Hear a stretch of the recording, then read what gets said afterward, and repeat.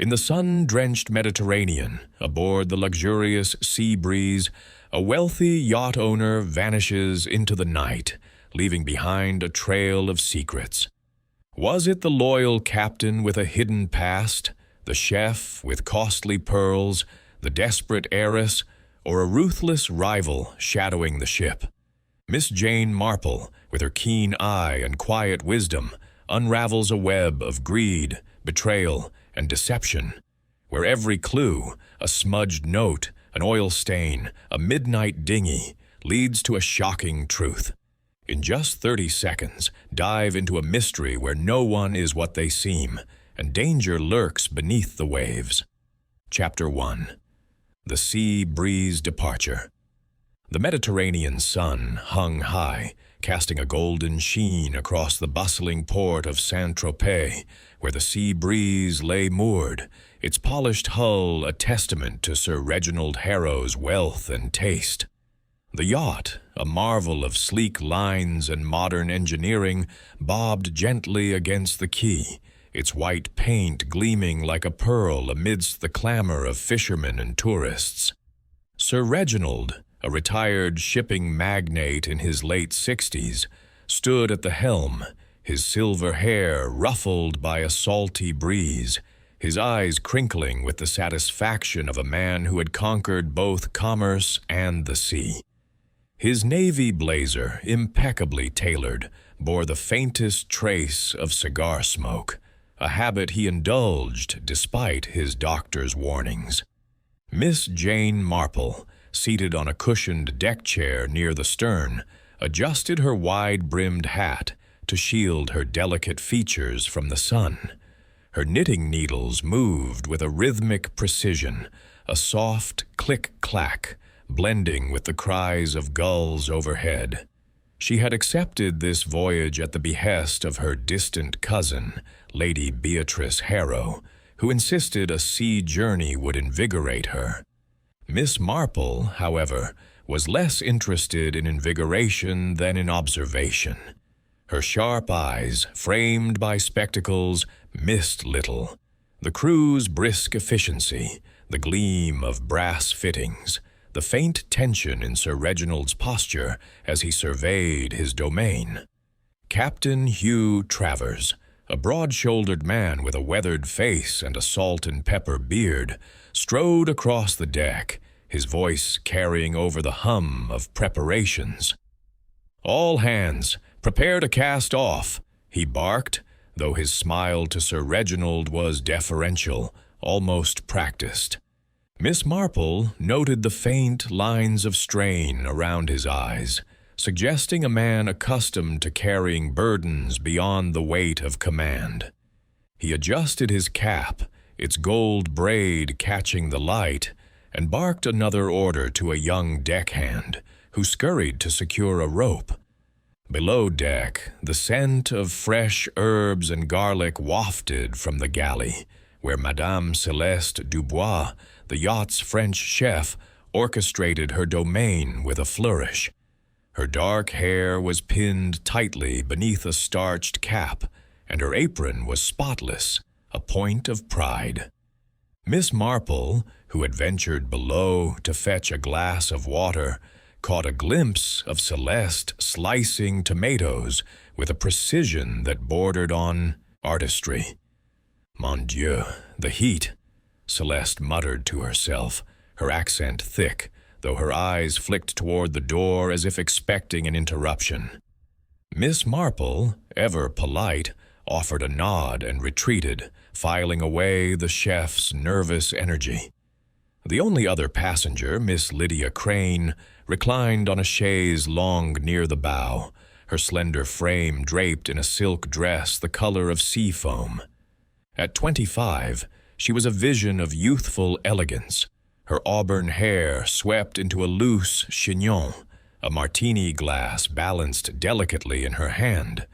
Yet her laughter, as she chatted with Sir Reginald about the Riviera's charms, rang a touch too shrill, and her eyes darted toward him with an intensity Miss Marple found curious. Lydia's fortune, inherited from a distant uncle, was rumored to be dwindling. a fact whispered in London's drawing rooms. Miss Marple, who knew the weight of such whispers, wondered what brought the heiress aboard.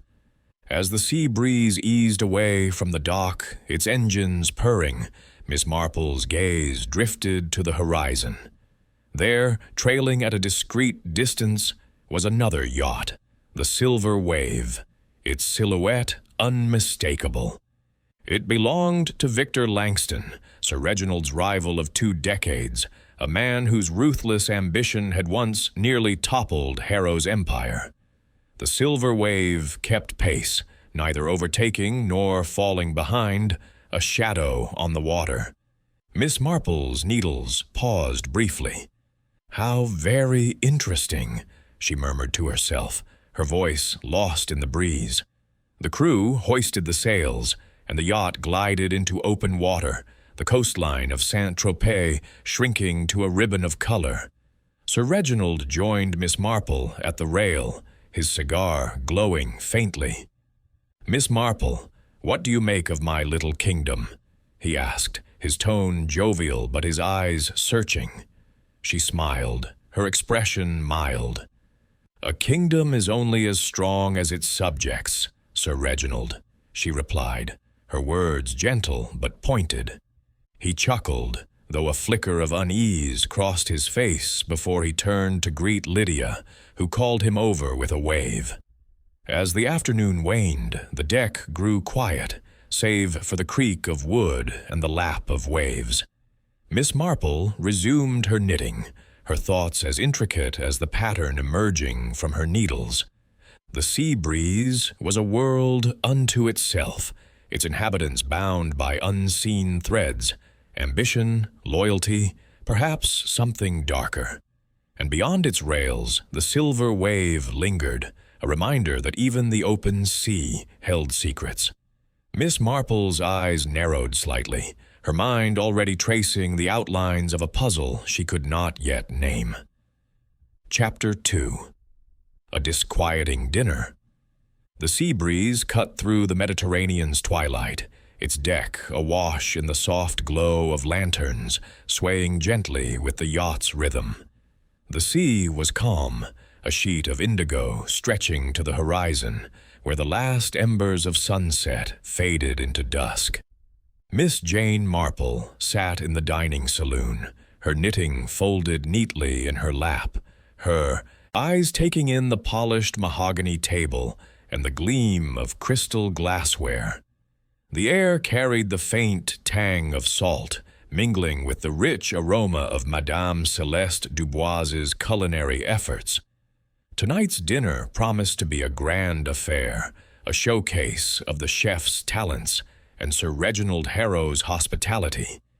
Yet, as Miss Marple observed the gathered company, she sensed an undercurrent of unease, like a ripple beneath the sea's deceptively smooth surface. Sir Reginald presided at the head of the table, his broad shoulders filling his dinner jacket, his silver hair catching the candlelight. His laughter boomed as he recounted a tale of his early days in the shipping trade. But Miss Marple noted a tightness in his smile, a fleeting glance toward the saloon's porthole, as if expecting something, or someone, beyond the glass.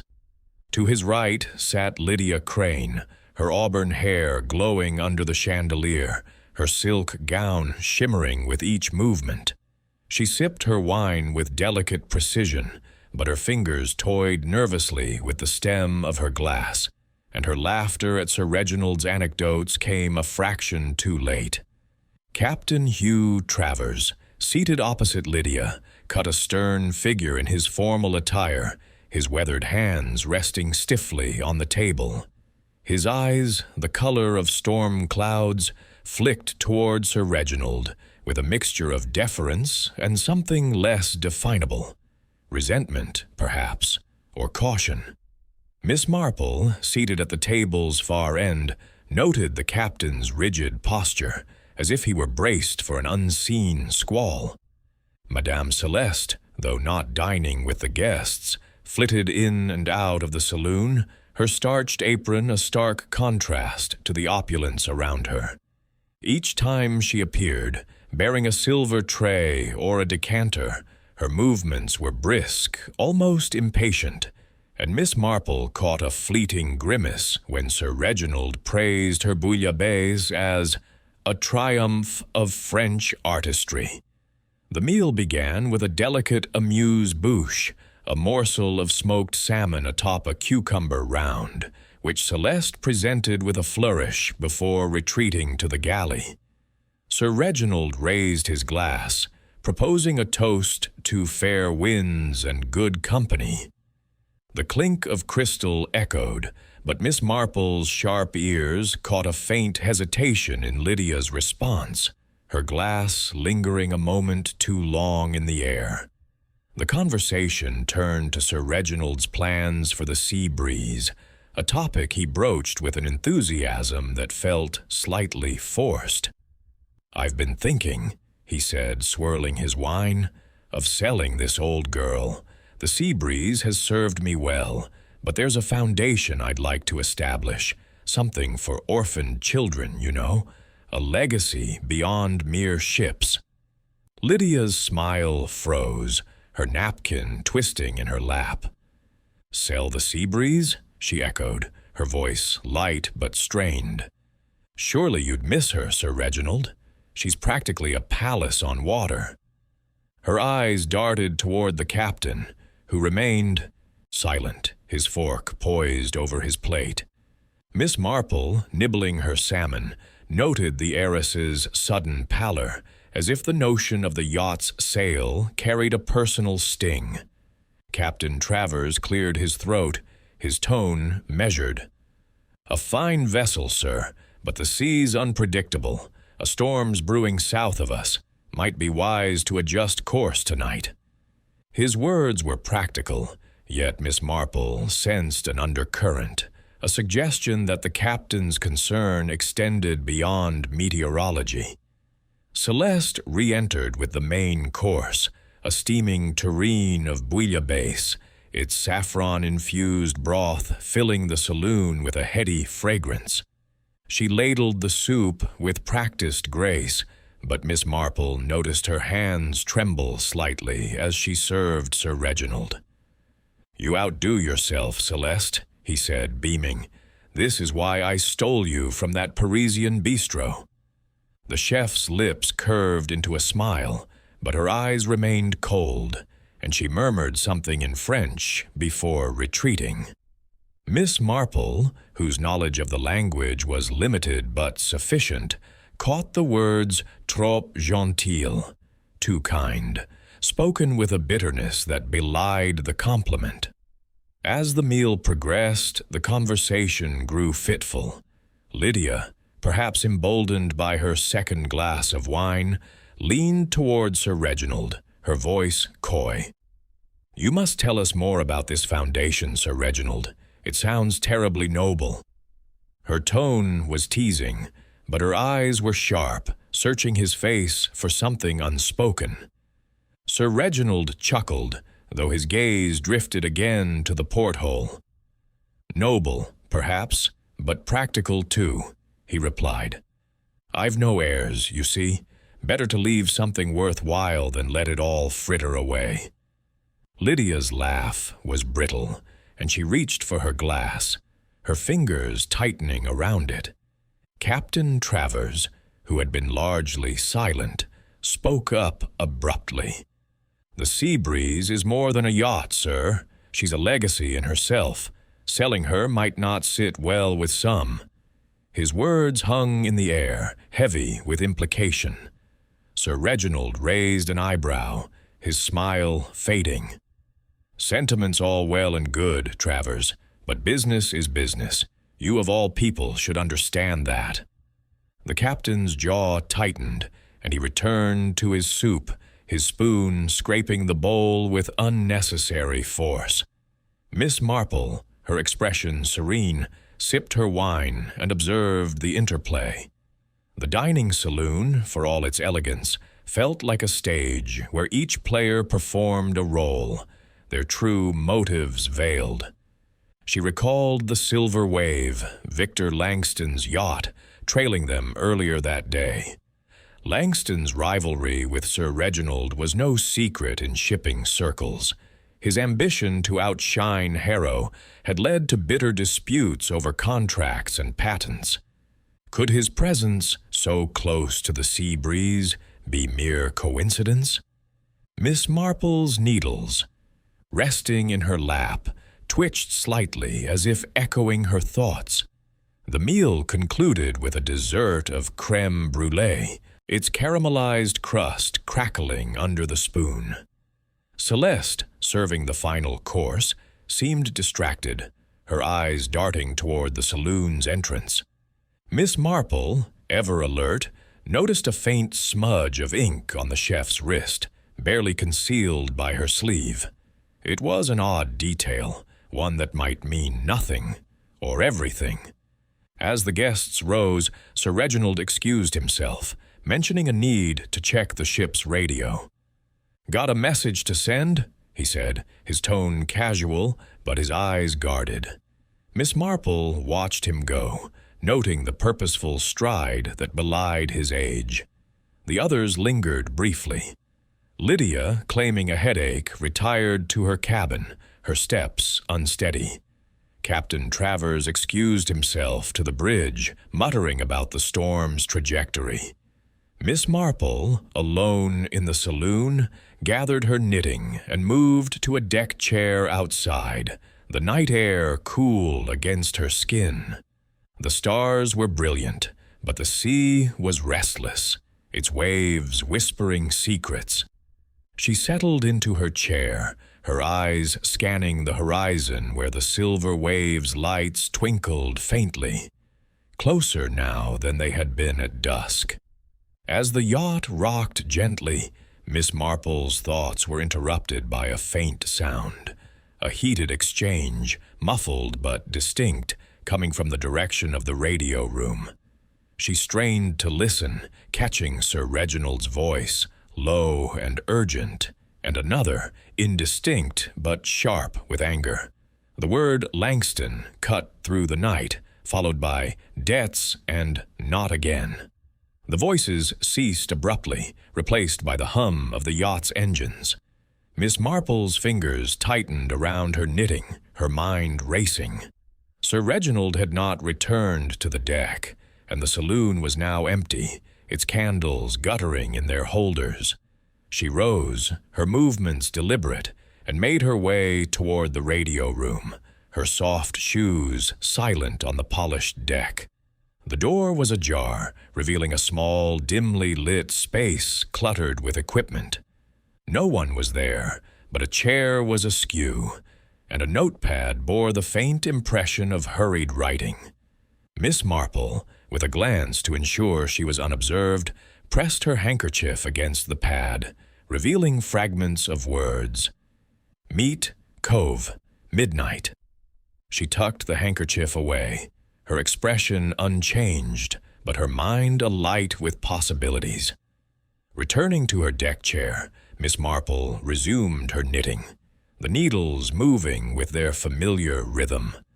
The sea breeze sailed on, its lights a beacon in the darkness, but the night felt heavier now, charged with unspoken tensions. Sir Reginald's absence from the deck, the overheard argument, the distant Silver Wave, each was a thread in a tapestry Miss Marple was only beginning to discern. She thought of her village, St. Mary Mead, where human nature revealed itself in small, telling ways. A glance, a pause, a lie disguised as politeness. The sea breeze was no different, she mused, only grander in scale. By midnight, the yacht's motion had grown more pronounced, the waves slapping against its hull. Miss Marple, sensing the lateness of the hour, retired to her cabin, but sleep eluded her. She lay in her narrow berth, the creak of the ship and the distant hum of voices keeping her alert. Something was amiss, she was certain, and the morning would bring clarity, or complication. As she closed her eyes, the image of Sir Reginald's guarded glance at dinner lingered, a puzzle piece yet to find its place. Chapter 3. The Empty Cabin. The first light of dawn crept across the Mediterranean, painting the sea breeze in hues of rose and gold. The yacht swayed gently, its engines humming a low, steady note as if undisturbed by the night's secrets. Miss Jane Marple, an early riser by habit, stood at the rail of the upper deck, her shawl drawn tightly against the morning chill. Her eyes, sharp behind her spectacles, scanned the horizon, where the silver wave lingered, its silhouette a faint smudge against the rising sun. The sea was calm now. The storm Captain Travers had warned of either passed or diverted, but Miss Marple's thoughts were far from serene. The overheard argument in the radio room, the cryptic words on the notepad, meet, cove, midnight, had kept her awake, her mind weaving patterns from the threads of the previous evening. A piercing scream shattered the morning's tranquility, slicing through the quiet like a knife. It came from the direction of Sir Reginald Harrow's cabin, and Miss Marple, her movements brisk despite her age, hurried toward the sound. She reached the companionway just as Lydia Crane stumbled out, her face ashen, her silk dressing gown clutched tightly at her throat. "He's gone," Lydia gasped, her voice trembling. "Sir Reginald, he's not there." Miss Marple, her expression calm but alert, guided Lydia to a nearby bench, patting her hand with a reassuring firmness. "Now, my dear, take a deep breath and tell me exactly what you saw." Lydia's eyes, wide with panic, darted toward the cabin door, which stood ajar. "I went to check on him," she stammered. "He didn't come back to the saloon last night, and I thought he might be ill. But his cabin, it's empty. His bed hasn't been slept in." Captain Travers appeared, his face grim, his cap slightly askew, as if he'd donned it in haste. "What's this about Sir Reginald?" he demanded, his voice carrying the authority of command. Lydia repeated her story, her words tumbling over each other, and Travers's jaw tightened. "Stay here," he ordered, striding toward the cabin. Miss Marple followed, her steps measured, her knitting bag tucked under her arm as if it were an extension of her person. The cabin, Sir Reginald's private sanctuary, was a study in understated luxury. A mahogany bed with crisp linens, a writing desk cluttered with nautical charts, a velvet armchair by a wide porthole. The air held the faint scent of cigar smoke, a reminder of Sir Reginald's presence. But the bed, as Lydia had said, was untouched, its coverlet smooth. On the desk, a half-finished cigar lay in an ashtray, its ash cold and gray. Miss Marple's eyes swept the room, noting details others might overlook. A scuff mark on the polished floor near the porthole, a faint smear of oil on the carpet, the absence of Sir Reginald's logbook, which she had seen him consult the previous day. Captain Travers, his hands on his hips, surveyed the room with a practiced eye. "No signs of a struggle," he muttered, though his tone suggested doubt. He opened the wardrobe, revealing neatly pressed suits and a pair of polished shoes, but nothing amiss. "He might have gone on deck," he suggested, though his eyes met Miss Marple's, and she sensed his uncertainty. "Let's search the ship," he added, calling for the crew with a sharpness that betrayed his unease. Miss Marple lingered, her gaze fixed on the scuff mark. It was irregular, as if something, or someone, had been dragged across the floor. She knelt, her joints protesting, and examined the oil smear, its dark sheen distinct against the cream carpet. It was not the sort of mark one would expect in a meticulously maintained cabin. "Curious," she murmured, straightening up as Madame Celeste Dubois appeared in the doorway, her face flushed, her apron slightly askew. "What is this commotion?" Celeste demanded, her French accent thick with agitation. "I am in the middle of preparing breakfast." Her eyes darted around the cabin, lingering on the empty bed. Miss Marple, with her gentle smile, said, "It seems Sir Reginald is missing, Madame Dubois. Were you in the galley all night?" Celeste nodded vigorously. "Oui, all night. Croissants, they take time, you know. I saw nothing, heard nothing." Her words were firm, but her hands twisted the edge of her apron, and Miss Marple noted a faint tremor. Lydia, who had followed them back to the cabin, hovered near the door, her eyes brimming with tears. "I saw him last night," she insisted, her voice rising. "On deck, near the stern, just after midnight. He was alone, staring at the sea. I thought he wanted privacy, so I didn't disturb him." Her story was plausible, but Miss Marple caught a slight hesitation, a flicker of doubt in Lydia's expression, as if the memory were not quite certain. Captain Travers returned, accompanied by 2 deckhands, their faces somber. "No sign of him," he reported. "Lifeboats are all accounted for, and the crew saw nothing unusual during the night watch." He paused, his eyes narrowing. "The radio room's log shows a transmission at 11:45 p.m., but it's garbled. Couldn't make sense of it." Miss Marple's mind flashed to the argument she had overheard, the mention of Langston and debts. She made a mental note to revisit the radio room later, when prying eyes were elsewhere. The crew's search continued, their footsteps echoing across the decks, but Miss Marple remained in the cabin, her thoughts racing. She approached the porthole, its brass frame gleaming, and peered out. The sea stretched endlessly, offering no clues, but the porthole's latch was slightly loose, as if it had been opened recently. She ran her finger along the edge, finding a trace of the same oil that marked the carpet. "Very curious indeed," she said softly, her mind conjuring images of her village, St. Mary Mead, where a misplaced key or a muddy footprint had often unraveled a mystery. As the crew dispersed, Miss Marple joined Lydia, and Travers on deck, where the morning sun now blazed, casting long shadows. Lydia, clutching a handkerchief, seemed on the verge of collapse. "What if he fell overboard?" she whispered. Travers shook his head. "Not likely. The rails are high, and Sir Reginald knew this ship like his own hand." His words were meant to reassure, but his eyes betrayed a flicker of doubt, and Miss Marple wondered what he might be withholding.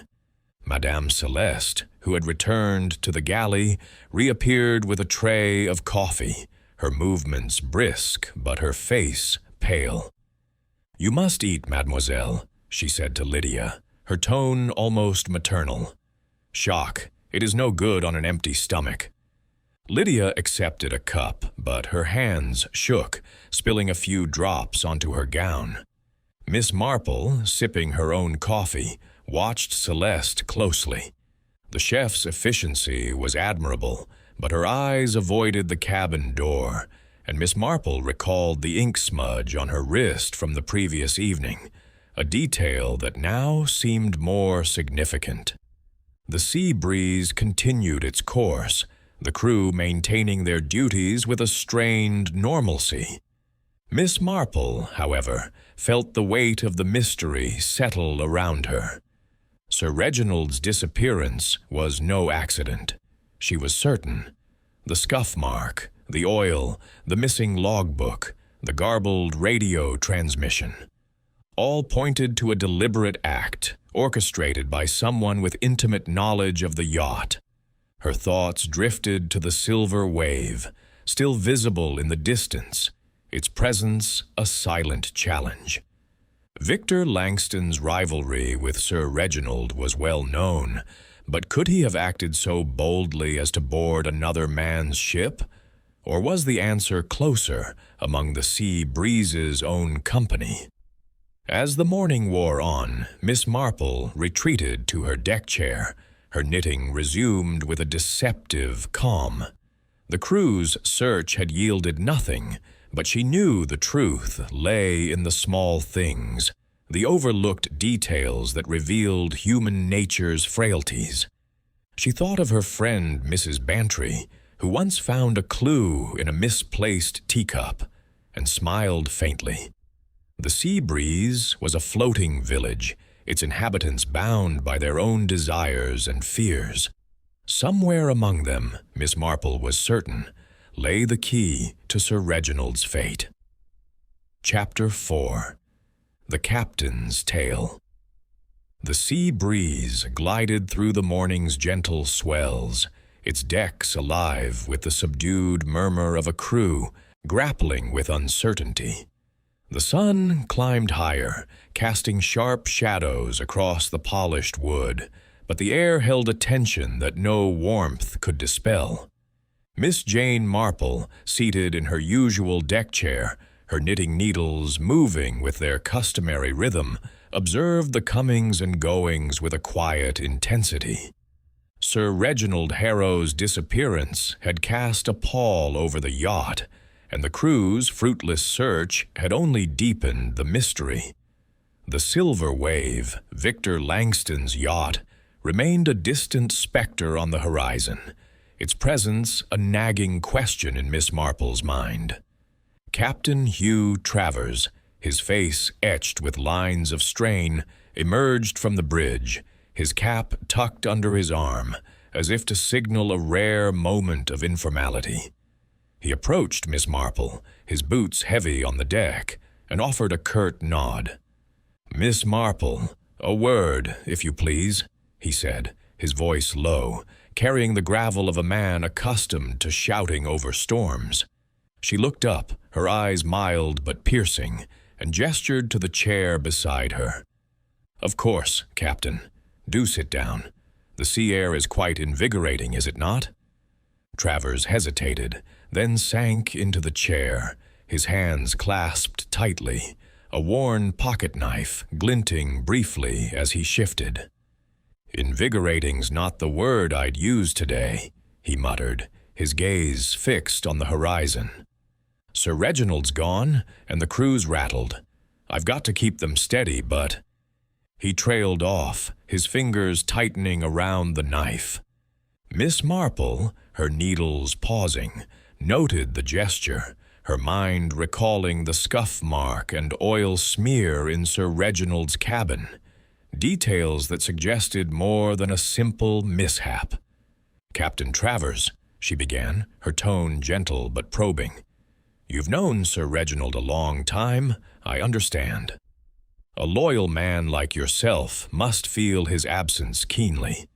Travers nodded, his jaw working as if chewing over his words.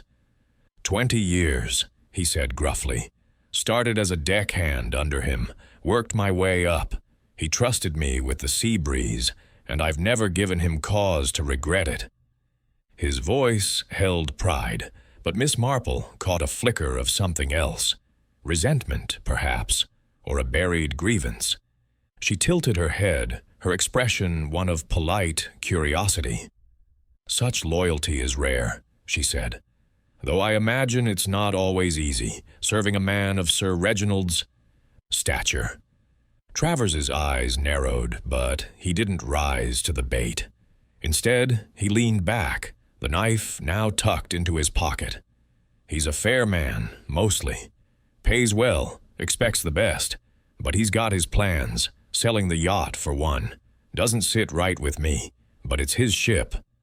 His tone was even, but Miss Marple noted the slight clench of his fists, as if the idea of the sale struck a deeper chord.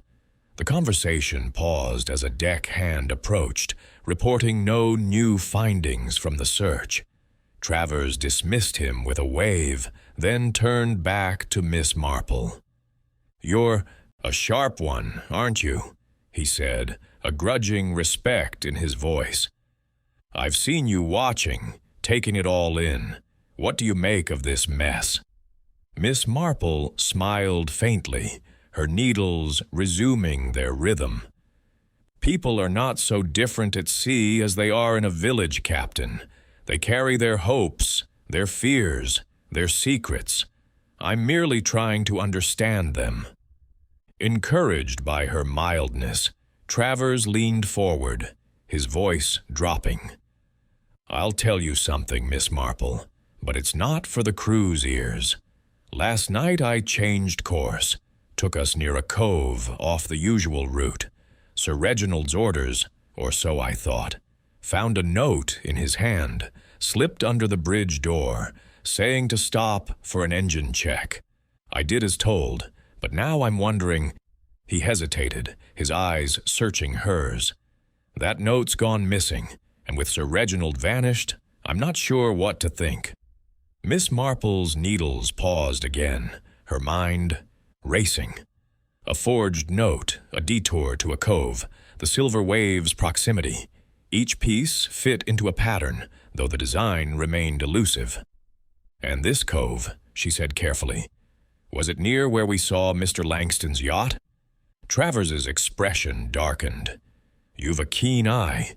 Yes, the silver wave was close, too close for my liking. Langston and Sir Reginald go way back. Bad blood, you might say. I worked for Langston once, years ago. Left when I saw how he operated. Ruthless, that one." Miss Marple nodded, her thoughts drifting to her village, where a gardener's grudge had once revealed a theft. "Old ties can be complicated," she mused, "and old grudges even more so."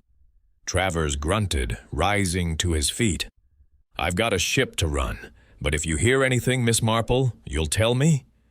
She inclined her head, her smile serene. "Of course, Captain. I'm only here to help." As Travers returned to the bridge, Miss Marple's gaze shifted to the deck, where Lydia Crane paced, her silk scarf fluttering in the breeze. The heiress's eyes were red-rimmed, her earlier hysteria replaced by a restless energy. Miss Marple made a mental note to speak with her later, suspecting Lydia's midnight sighting of Sir Reginald held more than she'd admitted. For now, she turned her attention to the captain's log, which Travers had mentioned keeping on the bridge. If the detour to the cove was recorded, it might offer a clue. Slipping into the bridge when the crew was occupied, Miss Marple found the logbook, its leather cover worn from use. The entry for the previous night noted the course change at 11:30 p.m., with a brief mention of engine maintenance and coordinates for the cove. The handwriting was Travers's, steady and precise, but a faint pencil mark on the opposite page caught her eye. A smudged outline, as if something had been erased. She closed the book, her mind cataloging the detail alongside the oil smear and the missing note from Sir Reginald's cabin. Returning to her deck chair, Miss Marple resumed her knitting, the needles a comforting constant as her thoughts churned. Travers's loyalty to Sir Reginald seemed genuine, yet his past with Langston suggested divided allegiances, however distant. The detour to the cove, supposedly at Sir Reginald's behest, raised questions about the note's authenticity, and the silver wave, ever present, loomed as a shadow over the sea breeze. Miss Marple recalled a St. Mary Mead incident, where a forged letter had lured a shopkeeper to a rendezvous, only to conceal a burglary. Could a similar ruse be at play here? The morning stretched on, the crew's search yielding no trace of Sir Reginald. Miss Marple watched as Madame Celeste emerged from the galley, carrying a tray of sandwiches for the crew. Her face was composed, but her eyes flicked nervously toward the bridge, where Travers stood issuing orders. Miss Marple made a note to question the chef next, suspecting her late-night presence in the galley might not be as innocent as claimed. For now, she sat quietly, her knitting a facade for the intricate web of suspicions forming in her mind. The Sea Breeze was a stage, its players bound by their own motives, and Miss Marple was determined to unravel the truth before the curtain fell. Chapter 5. The Chef's Secret. The midday sun blazed over the Sea Breeze, its rays glinting off the yacht's brass fittings, transforming the deck into a mosaic of light and shadow. The crew moved with a subdued efficiency, their faces taut with the weight of Sir Reginald Harrow's disappearance. Miss Jane Marple, ensconced in her deck chair, her knitting needles clicking with a steady cadence, observed the scene with her characteristic blend of serenity and scrutiny. The morning's revelations, the scuff mark and oil smear in Sir Reginald's cabin, Captain Travers's tale of a forged note, the cryptic logbook entry, had woven a tapestry of suspicion in her mind.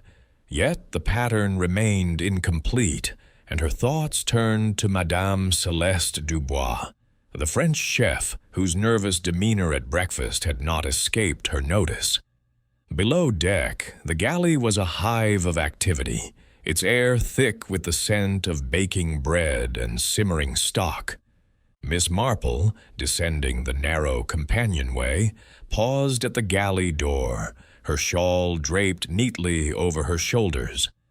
Celeste stood at a counter, her knife flashing as she diced onions with a precision that bordered on ferocity.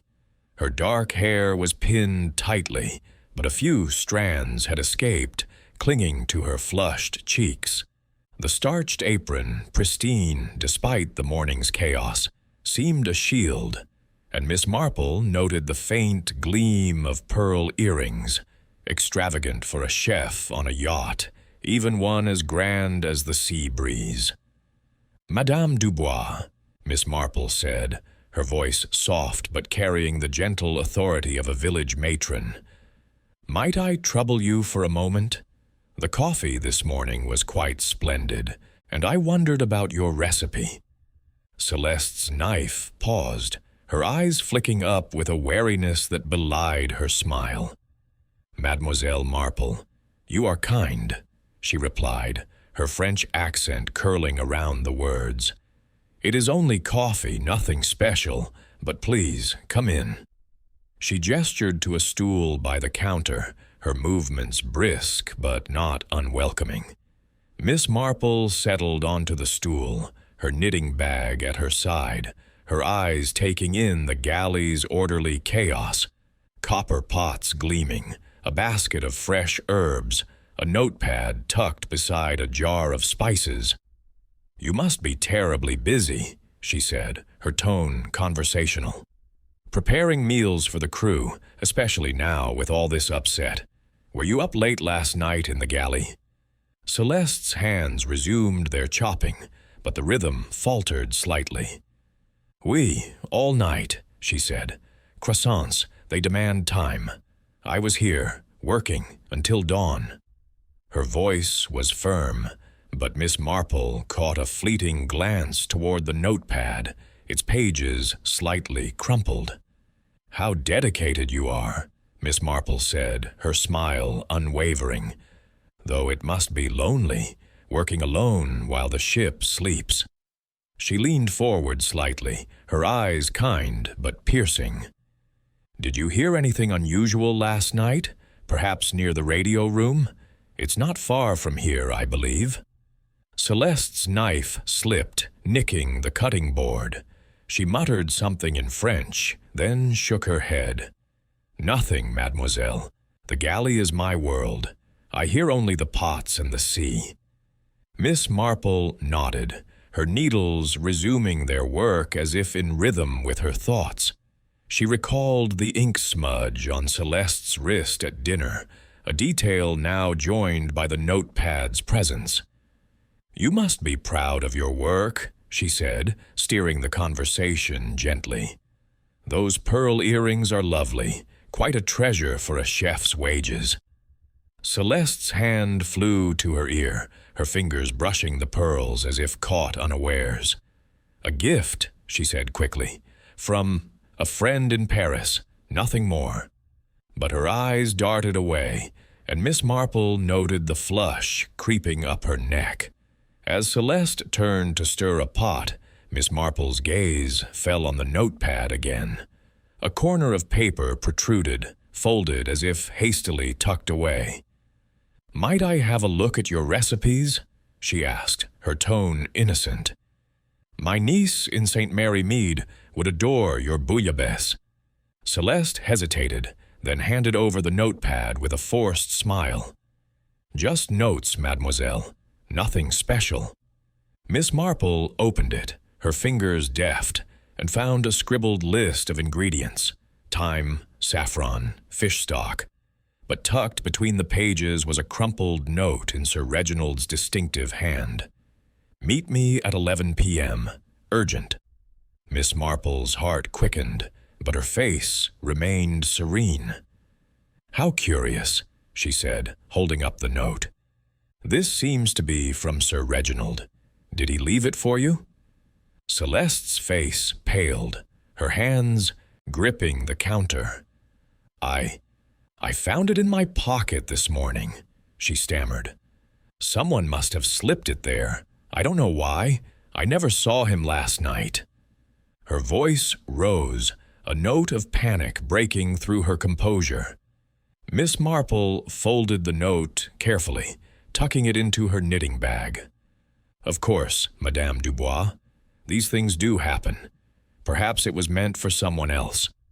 Celeste turned back to her pot, her movements jerky, and Miss Marple rose, her mind alight with possibilities.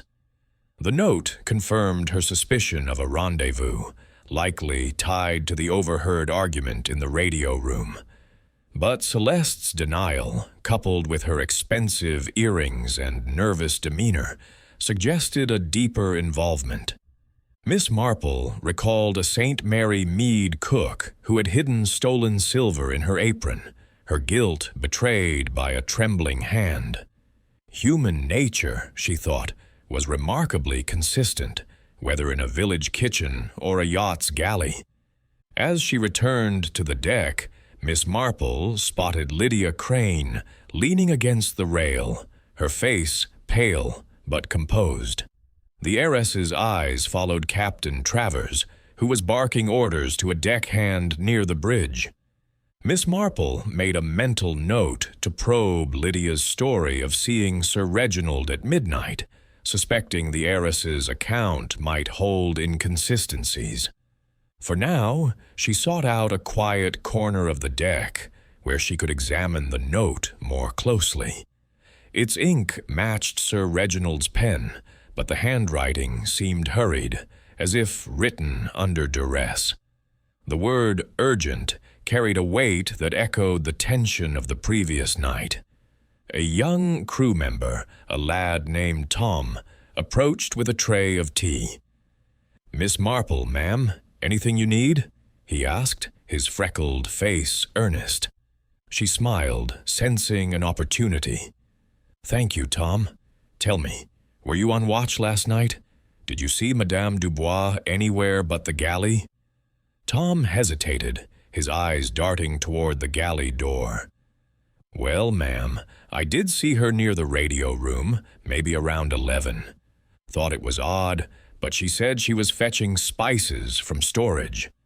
Miss Marple nodded, her suspicions deepening. "You're very observant, Tom. That's most helpful." As Tom scurried off, Miss Marple's thoughts turned to the silver wave, still trailing them at a distance. Victor Langston's presence loomed large, his rivalry with Sir Reginald a potential motive for foul play. But Celeste's role, her note, her earrings, her late-night wanderings, suggested an insider's involvement.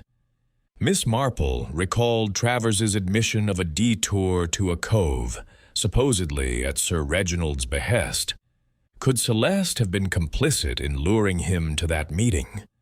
The oil smear in the cabin, the scuff mark, the missing logbook, all pointed to a carefully orchestrated plan. The sea breeze sailed on, its crew maintaining a facade of normalcy, but Miss Marple felt the undercurrent of fear and secrecy. She resumed her knitting, the needles a steady counterpoint to her racing thoughts. The galley, with its hidden note and nervous chef, was a new thread in the mystery, one that led inexorably toward the truth.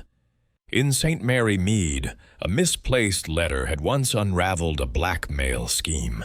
Here, on the open sea, Miss Marple suspected a similar truth waited to be uncovered, hidden in the small, telling details of human behavior. Chapter 6. The Heiress's Motive. The sea breeze glided through the afternoon's gentle waves, its sails catching the Mediterranean breeze with a grace that belied the turmoil aboard. The sun, high and unrelenting, cast a stark light on the deck, where the crew moved with a mechanical diligence, their eyes betraying the strain of Sir Reginald Harrow's unexplained absence. Miss Jane Marple, seated in her customary deck chair, her knitting needles weaving a delicate pattern, watched the scene with a quiet intensity. The morning's discoveries, the note in Celeste's possession, the chef's nervous denial, the crewman's sighting of her near the radio room, had tightened the web of suspicion in her mind. Yet the puzzle remained incomplete, and her thoughts turned to Lydia Crane, the young heiress whose tearful account of seeing Sir Reginald at midnight seemed both vivid and curiously vague. Lydia stood at the rail, her silk scarf fluttering like a trapped bird, her auburn hair glinting in the sunlight. Her posture was elegant but tense, her hands gripping the rail as if anchoring herself against an unseen storm. Miss Marple, rising with a deliberate slowness, approached her, her shawl draped neatly over her shoulders. "Miss Crane," she said, her voice soft and maternal, "might we have a little chat? The sea is so calming, don't you think, despite all this worry?" Lydia turned, her eyes red-rimmed but wary, and managed a faint smile. "Of course, Miss Marple, though I'm not sure anything feels calming today." They settled on a pair of cushioned chairs near the stern, where the hum of the engines was a low murmur. Miss Marple's needles resumed their rhythm, a soothing counterpoint to the tension in Lydia's frame. "You've had quite a shock, my dear," she began, her tone gentle but probing. "Finding Sir Reginald's cabin empty must have been dreadful. You said you saw him last night. On deck, after midnight. Could you tell me more?" Lydia's fingers twisted her scarf, her gaze drifting to the sea. "It was just as I said," she replied, her voice a touch too quick. "I couldn't sleep after dinner, so I took a walk. He was at the stern, alone, looking out at the water. I didn't want to intrude, so I went back to my cabin." Miss Marple nodded, her eyes kind but sharp. "How thoughtful of you to give him his privacy. Was he troubled, would you say? Or quite himself?" Lydia hesitated, her lips parting as if to speak, then closing again. "He seemed distracted," she said finally. "But it was dark, and I was some distance away. I only saw him for a moment."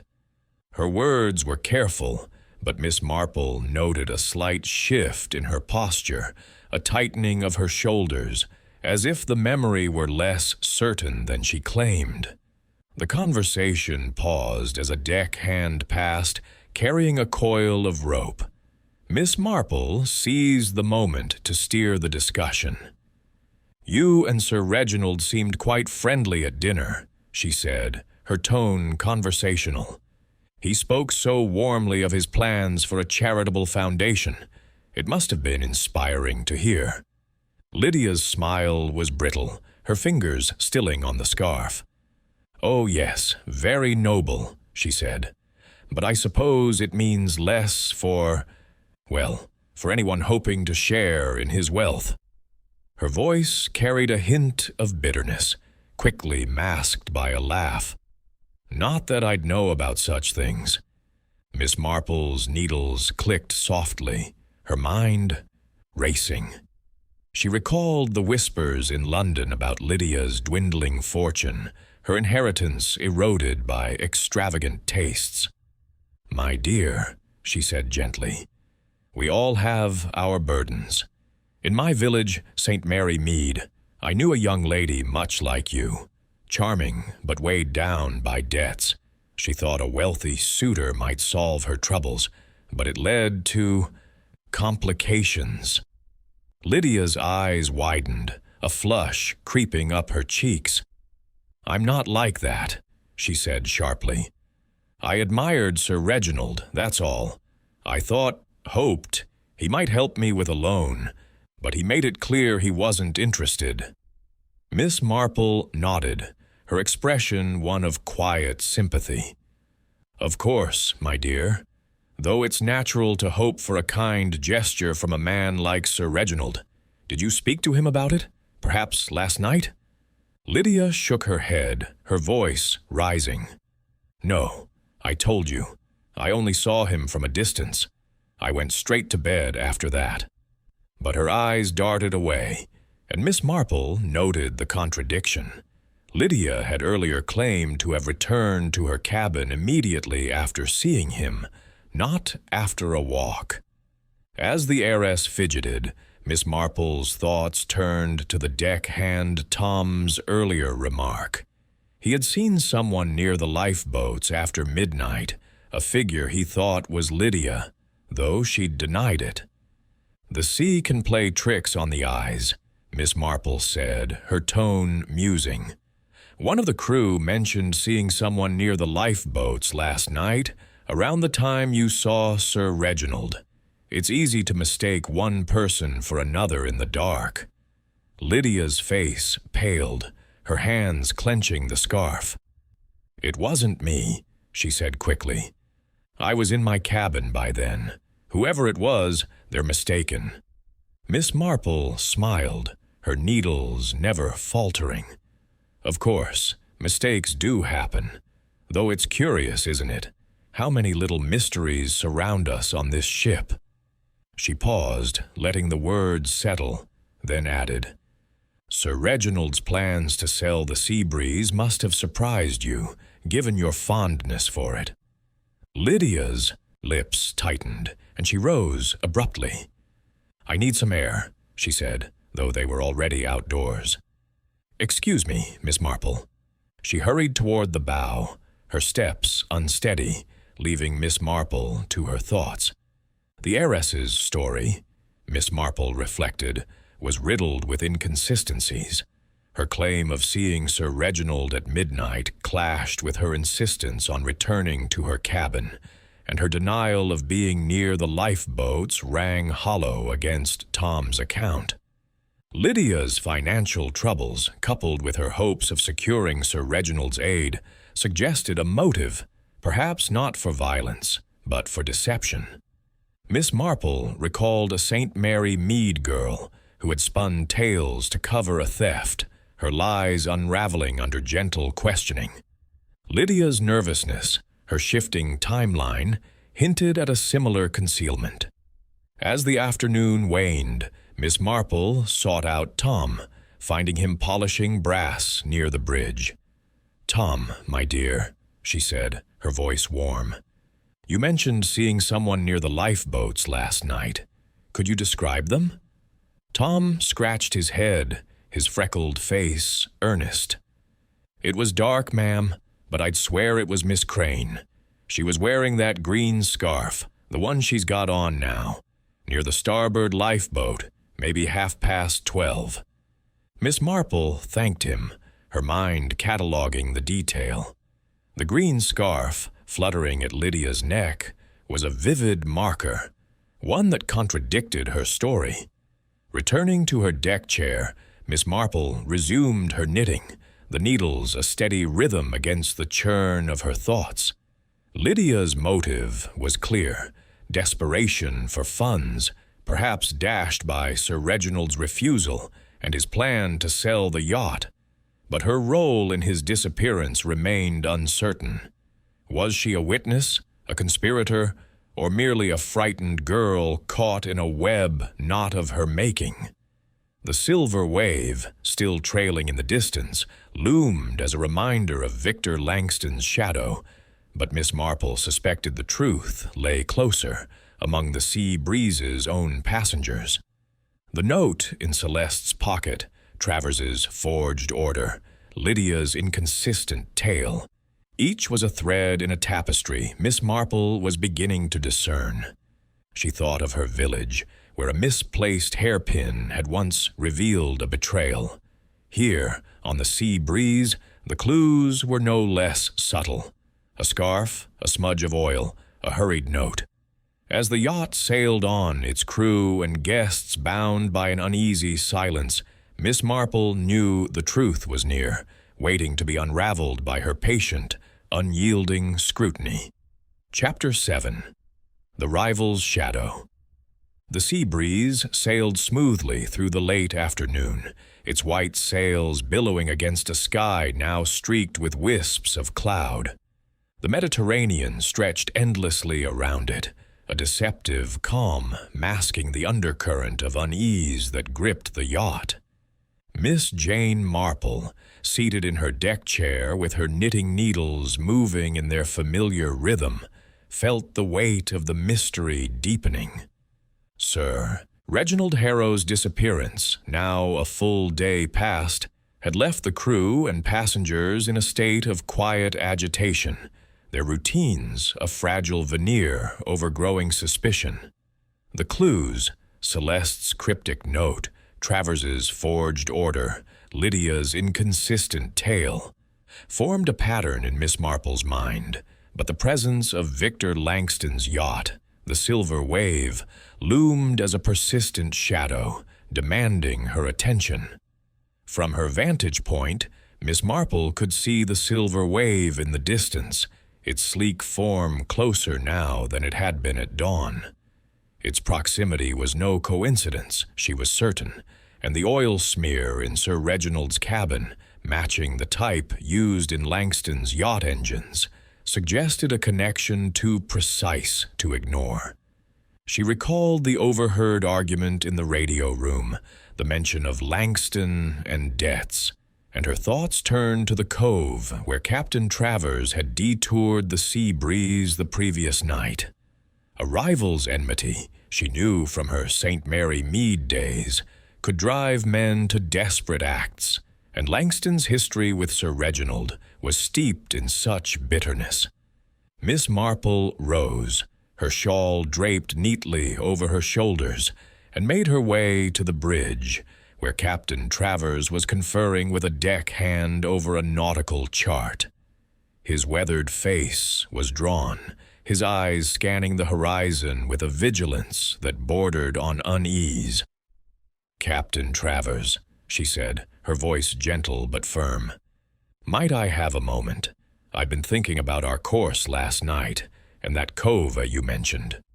Travers turned, his expression guarded but not unfriendly. "Miss Marple, you're persistent," he said, a faint smile tugging at his lips. "What's on your mind?" She adjusted her spectacles, her gaze steady. "The silver wave was near that cove, I believe, when we stopped. You mentioned your time with Mr. Langston years ago. Could you tell me more about him? Old rivalries, I find, often cast long shadows." Travers's smile faded, his hands tightening on the chart. "Langston's a hard man," he said gruffly. "I worked for him a decade back, captaining one of his freighters. He wanted results, no matter the cost, cut corners, pushed crews past breaking. I left when he tried to pin a smuggling charge on me to save his own skin. Sir Reginald took me on after that, gave me a fresh start." Miss Marple nodded, her needles tucked into her bag as she listened. "And Mr. Langston's feelings toward Sir Reginald?" she prompted. Travers snorted. "Hatred, plain and simple. Langston tried to buy Harrow's company once, back in 2005. Sir Reginald outsmarted him, bought up shares under his nose. Langston's never forgiven him, especially since the Sea Breeze has tech he's been after for years, some engine design, patented by Harrow." Miss Marple's eyes brightened, though her face remained serene.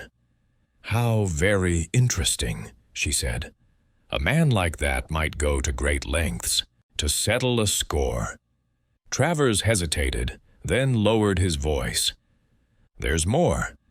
I checked the radio log again. That garbled transmission at 11:45 p.m.? It was sent to the Silver Waves frequency. Couldn't make out the words, but someone on this ship was talking to Langston's crew." Miss Marple's mind raced, the note in Celeste's pocket and her late-night presence near the radio room taking on new significance. "Thank you, Captain," she said. "You've been most helpful." As Travers returned to his chart, Miss Marple descended to the deck, her thoughts turning to the Coast Guard. She approached a young officer, stationed temporarily aboard to assist with the search, and requested a message be sent to the nearest Coast Guard station. "Could you inquire about any sightings of the Silver Wave near that cove last night?" she asked, her tone polite but insistent. "And perhaps any small boats moving between it and the Sea Breeze?" The officer, an earnest young man named Lieutenant Moreau, nodded. "I'll send it now, ma'am. Should have a reply by evening." Miss Marple returned to her deck chair, her knitting resumed as she pieced together the fragments of the puzzle. The oil smear in Sir Reginald's cabin, identical to the Silver Wave's engine oil, suggested a physical link. Perhaps someone from Langston's yacht had boarded the Sea Breeze. The radio transmission, directed to Langston's frequency, hinted at collusion, and Celeste's note and nervous demeanor pointed to her as a likely intermediary. Yet Lydia's shifting story and Travers's own history with Langston could not be dismissed. Miss Marple recalled a St. Mary Mead case where a rival farmer had sabotaged a neighbor's barn, using a hired hand to cover his tracks. Could Langston have employed a similar tactic? As the afternoon waned, Lieutenant Moreau returned with a report. "Miss Marple, the Coast Guard confirms the Silver Wave was anchored near the cove from 11 p.m. to 2 a.m. last night. They spotted a small dinghy leaving it around midnight, heading toward your position, but it returned before they could investigate." Miss Marple's needles paused, her mind seizing on the detail. A dinghy could have carried someone to the Sea Breeze, perhaps to meet Sir Reginald under the pretense of the note found in Celeste's pocket. "Thank you, Lieutenant," she said. "Might you keep an eye on the Silver Wave's movements? Discreetly, of course." The officer nodded and departed, leaving Miss Marple to her thoughts. The Silver Wave's dinghy, the oil smear, the radio transmission, all pointed to Langston's involvement, but the how and why remained elusive. Had Sir Reginald been lured to the cove, perhaps under threat or deception? And what role did Celeste play with her expensive pearls and furtive glances? Miss Marple's thoughts drifted to Lydia, whose desperation for funds might have made her a pawn in a larger scheme, and to Travers, whose loyalty to Sir Reginald seemed genuine, but shadowed by his past. The Sea Breeze sailed on, its crew maintaining their duties with a strained normalcy. Miss Marple watched as Celeste emerged from the galley, carrying a tray of iced tea for the crew. Her face was composed, but her eyes avoided Miss Marple's, and the pearl earrings gleamed against her flushed skin. Lydia, meanwhile, lingered near the bow, her green scarf a vivid marker against the white deck. Travers remained on the bridge, his silhouette a study in vigilance. Each, Miss Marple knew, held a piece of the truth, but the full picture required one final thread. As the sun dipped toward the horizon, casting long shadows across the deck, Miss Marple's knitting needles moved with a steady rhythm, a counterpoint to the churn of her thoughts. The silver wave was no mere bystander, she was certain, but its role in Sir Reginald's disappearance depended on an insider's betrayal. In St. Mary Mead, a stolen locket had once revealed a conspiracy through a single careless clue. Here, on the sea breeze, Miss Marple sensed the truth was equally close, hidden in the small, telling details of human greed and ambition. Chapter 8. A pattern emerges. The sea breeze anchored off a quiet island as the sun dipped below the horizon, casting a fiery glow across the Mediterranean's placid waters. The yacht's lights twinkled against the gathering dusk, a beacon of civilization amidst the vast, darkening sea. Miss Jane Marple, seated in her deck chair with her knitting needles moving in their ceaseless rhythm, felt the weight of the mystery pressing upon her. Sir Reginald Harrow's disappearance, now entering its second night, had transformed the sea breeze into a floating stage of suspicion, its players bound by secrets and half-truths. The clues, the oil smear in Sir Reginald's cabin, the note in Celeste's pocket, Travers's forged order, Lydia's shifting story, and the silver wave's ominous proximity formed a tapestry in Miss Marple's mind, its pattern growing clearer with each passing hour. The island, a rugged outcrop dotted with olive trees and a small fishing village, offered a temporary respite for the crew, who awaited the arrival of a Coast Guard cutter to assist in the search. Miss Marple, however, found no rest in the stillness. Her thoughts churned, weaving together the threads of evidence with the precision of her knitting. Captain Travers's loyalty to Sir Reginald, tempered by his past with Victor Langston, suggested a man caught between duty and old wounds. Celeste's nervous demeanor and expensive pearls hinted at a secret transaction, possibly tied to the note urging a midnight meeting. Lydia's financial desperation and inconsistent account of seeing Sir Reginald pointed to fear, if not guilt. And Langston, with his rival Yacht trailing like a predator, loomed as the orchestrator of a larger scheme. Miss Marple rose, her shawl draped neatly over her shoulders, and made her way to the saloon where the crew had gathered for a subdued supper. The air was heavy with the scent of roasted lamb and rosemary, but the usual chatter was absent, replaced by a tense silence. Celeste moved among the tables, her apron pristine, her face a mask of efficiency, though her eyes flicked nervously toward the door. Lydia sat alone, picking at her plate, her green scarf a vivid splash against her pale gown.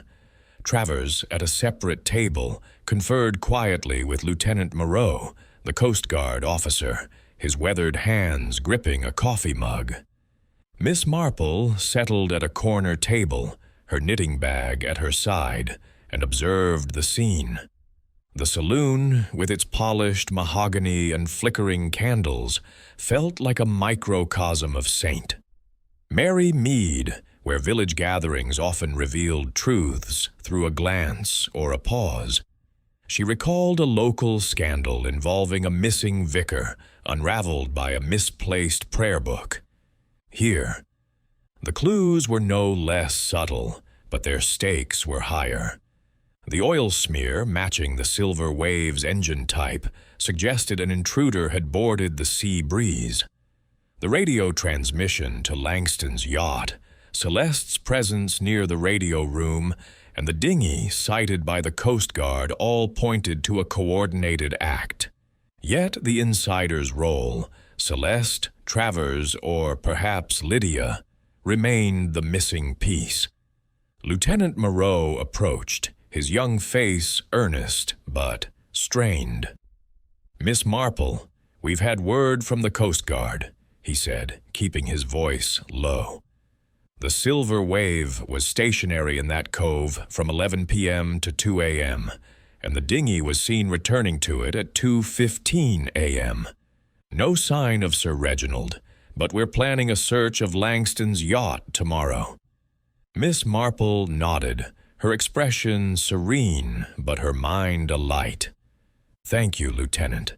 Might you also check the Sea Breeze's engine room? I've a notion there may be something overlooked." Moreau raised an eyebrow but agreed, and Miss Marple returned her attention to the saloon. Celeste, clearing a tray, brushed past Lydia, who flinched as if startled. The chef's pearl earrings caught the candlelight, a reminder of her unexplained wealth. Miss Marple's thoughts drifted to the note. "Meet me at 11 p.m. Urgent," and its hurried script. Had Celeste delivered it to Sir Reginald, or received it as part of a ruse? And Lydia, with her tale of seeing him at midnight, seemed less a witness than a player in a carefully staged drama. As the meal ended, Miss Marple approached Travers, who stood by the saloon's porthole, staring at the Silver Wave's distant lights. "Captain," she said softly, "you've been most forthcoming about the cove and that note. But tell me, were the yacht's alarms active last night? A ship like this must have safeguards." Travers's eyes narrowed, a flicker of surprise crossing his face.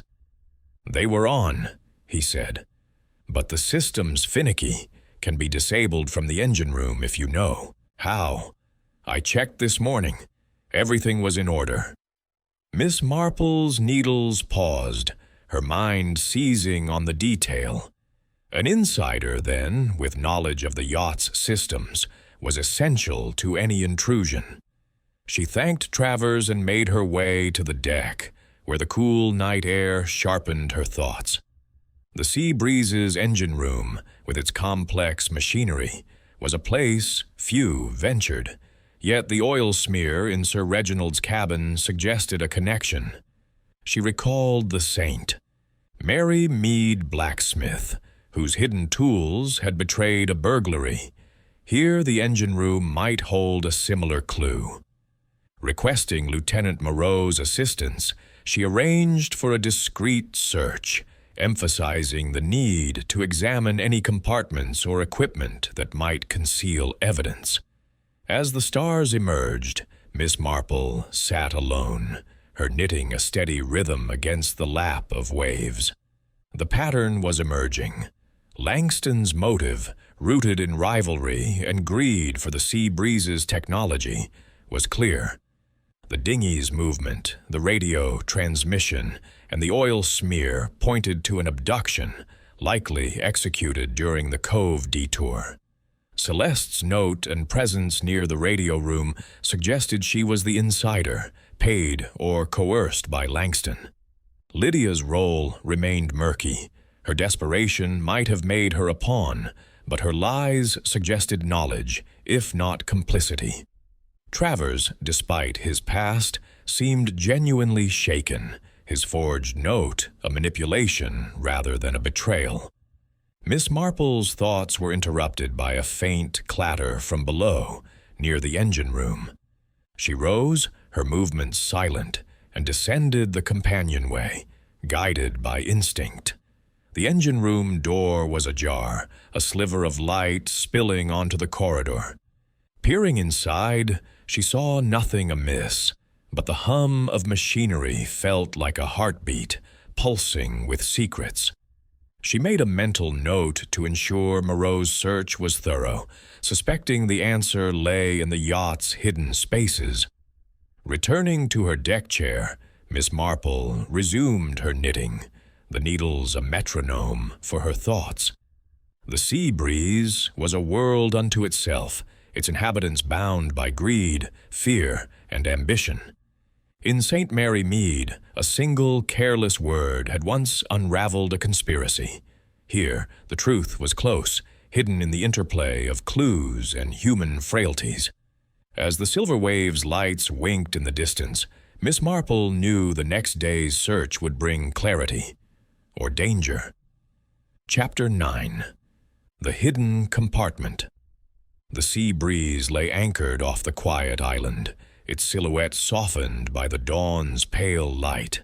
The Mediterranean stretched around it, a vast mirror reflecting the first streaks of pink and gold, but the yacht's decks were heavy with the unspoken dread of Sir Reginald Harrow's continued absence.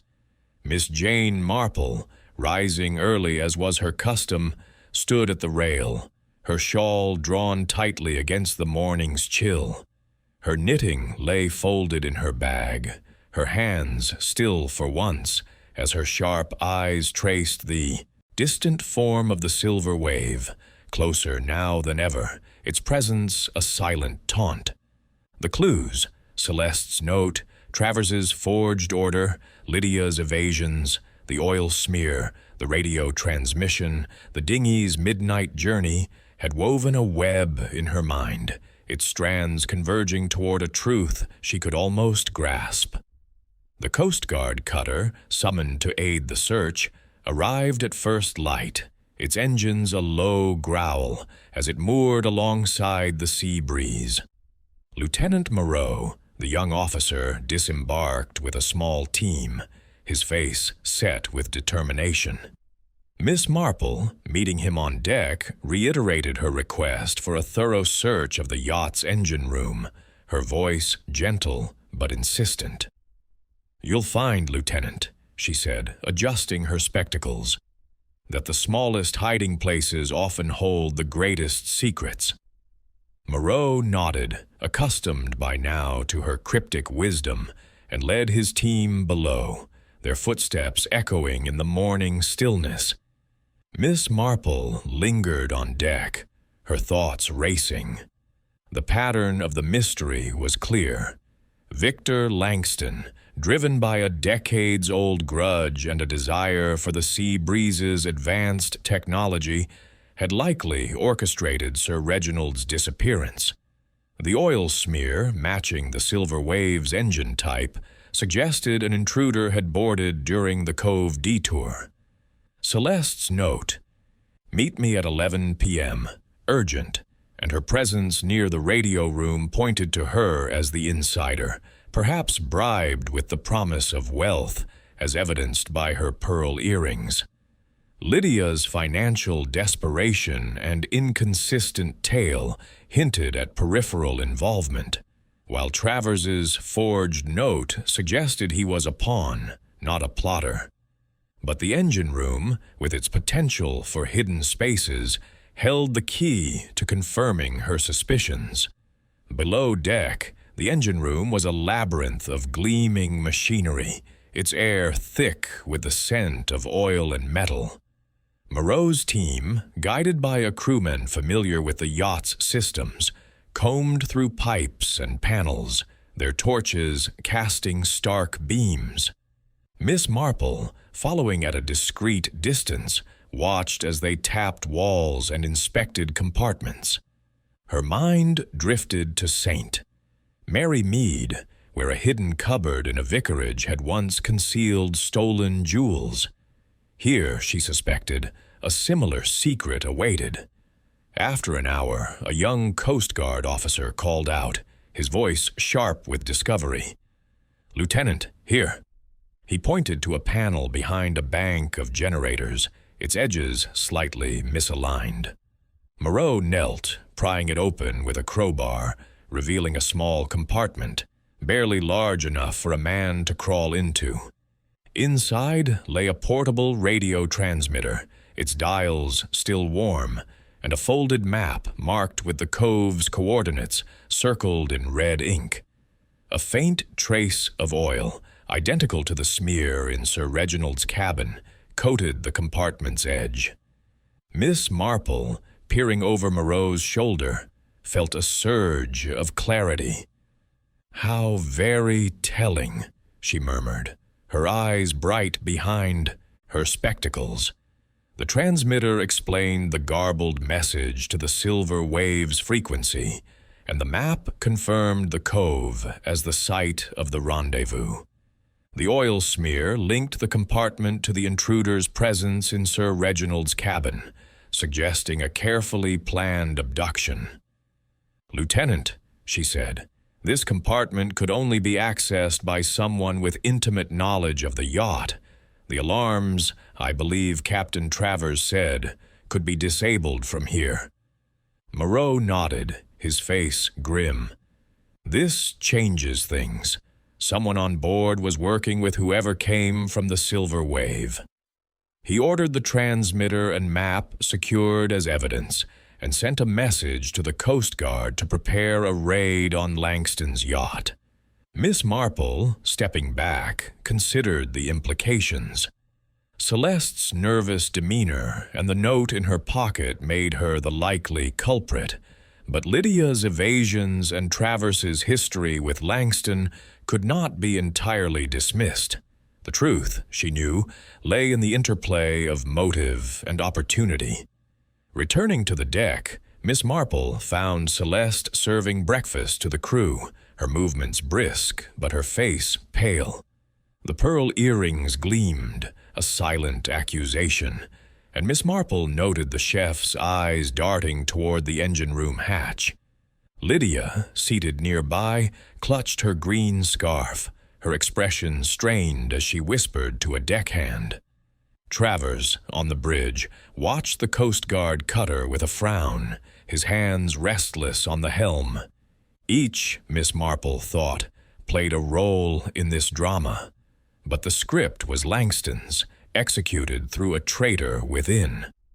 She approached Lieutenant Moreau as he emerged from below, his face set with purpose. "Miss Marple, we're coordinating with the Coast Guard to board the Silver Wave at dawn tomorrow," he said. "The evidence here is damning, but we need to find Sir Reginald." Miss Marple nodded, her mind already tracing the next steps. "Might I suggest, Lieutenant, that you question the crew about any unusual activity near the engine room last night? A small detail, a sound, a shadow, might be telling." Moreau agreed, and Miss Marple returned to her deck chair, her knitting resumed as a shield for her thoughts. The hidden compartment confirmed her theory. An insider had disabled the alarms, allowing an intruder from the Silver Wave to board, likely via the dinghy seen by the Coast Guard. Celeste's note suggested she had lured Sir Reginald to the deck, where he was taken, perhaps under the pretense of a meeting. Lydia's lies about her midnight sighting hinted at knowledge, if not complicity, while Travers's manipulated detour suggested he was an unwitting tool. As the crew dispersed, Miss Marple's thoughts turned to St. Mary Mead, where a hidden letter had once exposed a blackmailer. Here the transmitter and map were the equivalent, pointing to a conspiracy rooted in greed. Langston's desire for the sea breeze's technology, coupled with his old grudge, was the motive, but Celeste's role as the insider was the linchpin. Miss Marple resolved to confront the chef, but carefully, knowing a cornered soul could be dangerous. The sea breeze rocked gently, its anchor chain creaking in the quiet. The Silver Wave's lights glowed in the distance, a reminder of the confrontation to come. Miss Marple's needles moved with a steady rhythm, her mind weaving the final threads of the mystery.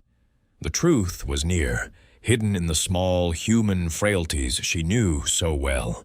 Greed, fear, betrayal. Tomorrow, she sensed, would bring the resolution, or the danger she had been anticipating. Chapter 10. The Confrontation. The sea breeze lay anchored under a sky heavy with the promise of twilight, its decks bathed in the soft glow of lanterns as the Mediterranean night closed in. The island's silhouette loomed nearby, a dark sentinel against the fading light, while the distant lights of the silver wave flickered like a predator's eyes. Miss Jane Marple, seated in the dining saloon, her knitting folded neatly in her lap, felt the tension aboard the yacht reach a crescendo. Sir Reginald Harrow's disappearance, now stretching into its third day, had cast a shadow over the crew and passengers, their every glance laden with suspicion. The hidden compartment in the engine room, with its damning radio, transmitter, and marked map, had confirmed Miss Marple's suspicions of a conspiracy, orchestrated by Victor Langston and abetted by an insider. Tonight, she resolved to unravel the truth. The saloon, with its mahogany paneling and crystal chandelier, was a stage set for confrontation. Miss Marple had requested Lieutenant Moreau to gather the key players, Captain Hugh Travers, Madame Celeste Dubois, and Lydia Crane, for a discussion under the guise of updating them on the Coast Guard's plans. The table was set with coffee and pastries, a pretense of civility, but the air crackled with unease. Celeste moved among the group, her apron crisp but her hands unsteady as she poured coffee. Lydia, her green scarf draped loosely, sat with her shoulders hunched, her eyes darting toward the door. Travers stood by the porthole, his weathered face stern, his hands clasped behind his back. Moreau, his Coast Guard uniform immaculate, stood ready to intervene, his presence a quiet assurance of authority. Miss Marple began, her voice gentle, but carrying the weight of certainty. "My dear friends," she said, her eyes sweeping the room, "we find ourselves in a most distressing situation. Sir Reginald's absence is no accident, I fear, but the result of a carefully laid plan. I've asked you here to share what I've learned, in the hope of clarity." Her tone was mild, but her gaze was piercing, settling first on Celeste, who froze, a coffee pot trembling in her hands. "Madame Dubois," Miss Marple continued, "you've been most diligent in your duties, but I wonder about a note found in your pocket. A note in Sir Reginald's hand, urging a meeting at 11 p.m. the night he vanished." She produced the crumpled paper from her knitting bag, holding it up like a talisman. Celeste's face drained of color, her lips parting in a silent gasp. "I told you, mademoiselle," she stammered. "It was slipped into my pocket. I knew nothing of it." Miss Marple's smile was serene, but her eyes held a glint of steel. "Yet you were seen near the radio room that night, madame, by young Tom, when you claimed to be in the galley. And those pearl earrings, quite costly for a chef's wages, might they be a gift from someone influential?" Celeste's hand flew to her ear, her fingers brushing the pearls as if they burned. "They are mine," she snapped, but her voice cracked, and she sank into a chair, her hands covering her face. Turning to Travers, Miss Marple's tone softened. "Captain, you spoke of a forged note, instructing you to detour to the cove. You believed it was from Sir Reginald, but I suspect it was part of a larger deception, designed to bring the sea breeze within reach of the silver wave." Travers's jaw tightened, his eyes narrowing. "I followed orders," he said gruffly. "If it was a trick, I was fooled like the rest." Miss Marple nodded, her expression sympathetic. "Indeed, Captain, a loyal man can be a pawn as easily as a traitor." Lydia, silent until now, shifted uncomfortably, her scarf slipping to her shoulder. "What does this have to do with me?" she asked, her voice sharp with defiance. Miss Marple's gaze settled on her, calm but unrelenting. "Miss Crane, your story of seeing Sir Reginald at midnight has shifted with each telling. First, you returned to your cabin. Then, you took a walk. A deckhand saw you near the lifeboats, wearing that very scarf, long after you claimed to be asleep. Were you hiding something, my dear, or merely afraid?" Lydia's eyes widened, her hands twisting the scarf. "I saw him, I swear. I wasn't near the lifeboats. Whoever said that is lying."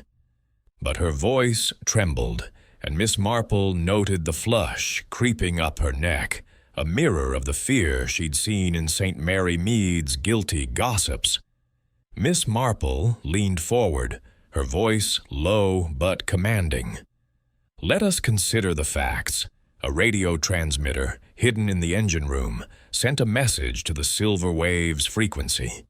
A dinghy from Mr. Langston's yacht was seen approaching ours at midnight, returning by 2 a.m. An oil smear matching the Silver Wave's engines was found in Sir Reginald's cabin, alongside a scuff mark suggesting a struggle. Someone on this ship disabled the alarms, allowing an intruder to board. And you, Madame Dubois, held a note luring Sir Reginald to a meeting he never returned from." Celeste's composure shattered, her hands dropping to reveal tear-streaked cheeks. "I didn't know," she cried. "Langston, he paid me, yes, to deliver the note. He said it was business, a deal to buy. The yacht. I needed the money. My brother, he's ill, in Paris. I didn't know they'd take him." Her sobs filled the saloon, and Moreau stepped forward, his expression grim but steady. Miss Marple's eyes softened, though her resolve did not waver. "Greed and desperation make poor counselors, madame. You arranged the meeting, and someone from the Silver Wave took Sir Reginald, likely to force him to sell the Sea Breeze or reveal its technology." She turned to Travers. "Your detour, Captain, was manipulated, but your loyalty seems true." To Lydia, she added, "Your lies, Miss Crane, were born of fear, not guilt. You saw something that night, didn't you? Something you dared not admit." Lydia's defiance crumbled, her voice barely a whisper. "I saw a shadow near the stern, not Sir Reginald, but someone else, moving toward the lifeboats. I was scared, so I hid." Her confession hung in the air, a fragile thread tying the night's events together. Miss Marple rose, her knitting bag in hand, her presence commanding despite her frail frame. "Lieutenant Moreau, I believe you'll find Sir Reginald on the Silver Wave. The Coast Guard's raid at dawn should confirm it." Moreau nodded, already signaling his team to prepare. Celeste, sobbing, was led away for questioning, her pearls a silent testament to her betrayal. Travers, his face etched with remorse, muttered an apology, vowing to assist the Coast Guard. Lydia, trembling, clutched her scarf, her eyes fixed on the floor. As the saloon emptied, Miss Marple stood alone, her thoughts drifting to St. Mary Mead, where a whispered confession had once solved a theft. Here, the truth had emerged through the same human frailties: greed, fear, loyalty, tested and broken. The sea breeze rocked gently, its lanterns swaying, and Miss Marple knew the final act was near, to be played out under the cold light of dawn. Chapter 11. The Rescue. The dawn broke over the Mediterranean with a fierce clarity, the sky a canvas of pale gold and lavender, unbroken save for the distant silhouette of the island. The sea breeze lay anchored, its decks hushed but tense, as the Coast Guard cutter prepared for its mission. Miss Jane Marple stood at the rail, her shawl wrapped tightly against the morning's chill, her eyes fixed on the silver wave, now a stark presence less than a mile away. The confrontation in the saloon had laid bare the conspiracy. Madame Celeste Dubois's betrayal, driven by greed, Captain Travers's unwitting role in the Cove detour, Lydia Crane's fearful silence. Victor Langston, the rival whose shadow had loomed over the sea breeze, was the architect of Sir Reginald Harrow's disappearance, and Miss Marple was certain he held the key to the resolution. Lieutenant Moreau, his Coast Guard uniform crisp despite the early hour, coordinated with his team on the cutter, their voices low but urgent. Miss Marple, invited to observe, stood quietly to one side, her knitting bag at her side, her presence a calm anchor amidst the bustle. The evidence, the hidden transmitter, the marked map, the oil smear, Celeste's confession, had convinced Moreau to act swiftly. "We'll board the Silver Wave at first light," he told her, his young face set with determination. "If Sir Reginald is there, we'll find him." Miss Marple nodded, her expression serene but her mind alert. "Be cautious, Lieutenant," she said. "A man like Langston does not yield easily." As the cutter set off, its engines a low growl against the lapping waves, Miss Marple remained on deck, her thoughts retracing the threads of the mystery. Celeste's admission had confirmed her role as Langston's insider, paid to lure Sir Reginald to a midnight meeting. The transmitter in the engine room, tuned to the Silver Wave's frequency and the dinghy's midnight journey, suggested an abduction executed with precision during the Cove detour. Lydia's glimpse of a shadow near the lifeboats, though vague, hinted at an intruder's escape. Travers, manipulated by a forged note, was a pawn, his loyalty to Sir Reginald genuine but exploited. The oil smear matching the Silver Wave's engines was the final link, pointing to Langston's crew as the culprits. The cutter approached the Silver Wave, its sleek hull gleaming in the dawn light. Miss Marple, watching through binoculars lent by a deckhand, saw the Coast Guard team board swiftly, their movements disciplined but tense.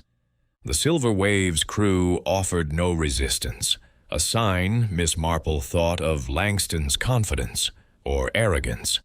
She recalled a saint, Mary Mead incident where a poacher, caught red-handed, had feigned innocence until confronted with undeniable proof. Langston, she suspected, would be no different. Minutes stretched into an agonizing hour.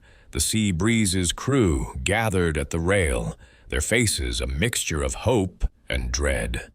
Captain Travers, his weathered hands gripping the rail, muttered under his breath, his eyes never leaving the Silver Wave. Lydia, her green scarf a vivid marker, stood apart, her expression a blend of guilt and relief. Miss Marple, her knitting resumed as a shield for her thoughts, watched them both, knowing their roles, however peripheral, had shaped the drama's course. At last, the cutter's radio crackled, and Moreau's voice came through, sharp with triumph. "Miss Marple, Captain, we've found him. Sir Reginald is alive, locked in a lower cabin. Langston's in custody, along with 2 of his crew." A murmur of relief swept the deck, but Miss Marple's eyes remained steady, her mind already piecing together the final details. "Is he well, Lieutenant?" she asked, her voice calm but insistent. "Shaken, but unharmed," Moreau replied. "They used chloroform to subdue him, but he's recovering.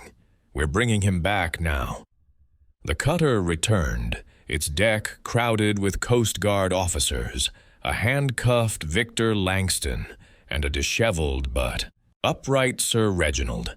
As he stepped onto the sea breeze, the crew erupted in cheers, but Sir Reginald's face was pale, his silver hair matted, his eyes haunted. He clasped Travers's hand, his voice hoarse. "Thank you, Hugh, for keeping the ship steady." Travers, his jaw tight, nodded, a flicker of guilt in his eyes. Lydia, tears streaming, approached hesitantly, but Sir Reginald waved her off, his focus on Miss Marple. "You, madam," he said, "have my eternal gratitude." "How did you know?" Miss Marple smiled, her needles pausing. "Human nature, Sir Reginald, is much the same, whether in a village or at sea. Small things, a smudge of oil, a nervous glance, a forged note, tell a story, if one listens." She recounted the clues. The oil smear linking the silver wave to the cabin, the transmitter confirming collusion, Celeste's confession exposing her role, the dinghy's journey sealing Langston's guilt. "Mr. Langston wanted your yacht's technology," she said, "and perhaps to settle an old score. He used Madame Dubois to lure you to the deck, where his men took you during the cove detour." Sir Reginald nodded, his expression grim. "He offered me a deal, sell the Sea Breeze or face ruin. When I refused, they locked me away, thinking to break me." He paused, his eyes narrowing. "Celeste, I never suspected her." Miss Marple's voice was gentle. "Greed blinds us, sir.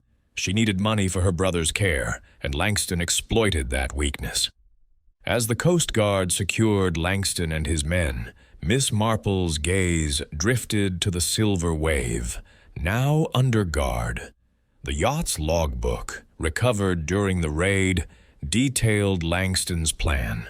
Coerce Sir Reginald into signing over the Sea Breeze or face public scandal over fabricated debts. The chloroform and restraints found in the cabin confirmed the abduction's brutality. Miss Marple, her knitting resumed, felt a quiet satisfaction. In St. Mary Mead, a hidden diary had once exposed a blackmailer. Here the logbook served the same purpose, its pages a testament to human folly. The Sea Breeze prepared to sail back to Saint-Tropez, its crew revitalized by Sir Reginald's return. Miss Marple, standing alone at the rail, watched the silver wave recede, its threat extinguished. The truth had emerged, as it always did, through the small, telling details of human nature, greed, loyalty, fear. She thought of her village, where a single misplaced word could unravel a mystery, and smiled faintly. The sea, for all its vastness, was no different. Chapter 12. The Return to Shore. The Sea Breeze cut through the Mediterranean's gentle swells, its prow aimed toward the distant shimmer of Saint-Tropez, where the coastline emerged like a watercolor painting under the midday sun. The yacht, restored to its master, Sir Reginald Harrow, sailed with a renewed vigor, its crew bustling with a mix of relief and lingering unease. The morning's rescue had lifted the pall of uncertainty, but the scars of betrayal and deception remained, etched into the faces of those aboard. Miss Jane Marple stood at the stern, her shawl draped neatly over her shoulders, her knitting needles silent for once, as she gazed at the receding silhouette of the island and the now distant silver wave, its menace reduced to a mere speck on the horizon. Sir Reginald, though weakened by his ordeal, stood on the bridge with Captain Hugh Travers, his silver hair catching the breeze, his posture resolute. He had insisted on overseeing the return journey, a testament to his indomitable spirit. Miss Marple, invited to join him for a brief audience, climbed the companionway with her characteristic deliberation, her eyes bright behind her spectacles.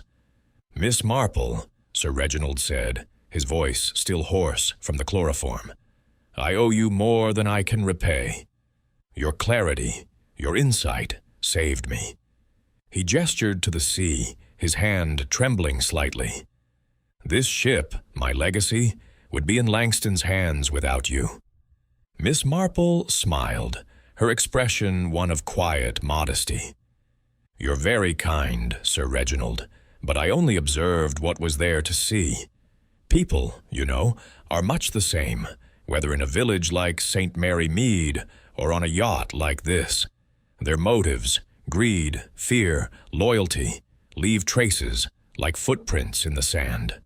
She paused, her gaze drifting to the deck below, where Lydia Crane stood alone, her green scarf fluttering, her face a mask of introspection.